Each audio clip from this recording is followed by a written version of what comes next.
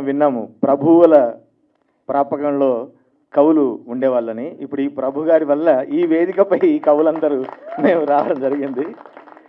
అట్లాగే ఎక్కడెక్కడ తిరిగినా నావలన్నీ రేవుకు రావాల్సిందే, ఈ సాహితీ నావలన్నీ ఈ రేవు అనే వేదిక మీదకి రావాల్సిందే అని ముందు రాసిపెట్టి ఉందేమో.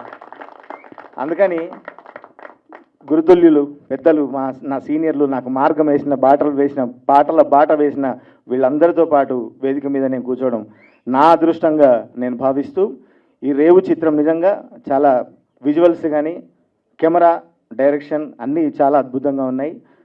ఇమ్రాన్ శాస్త్రి, జాన్ మూడు ఉన్నారు, హిందూ, ముస్లిం, క్రిస్టియన్ అంతా కలిసి వీళ్ళిద్దరిలోనే ఉన్నారు.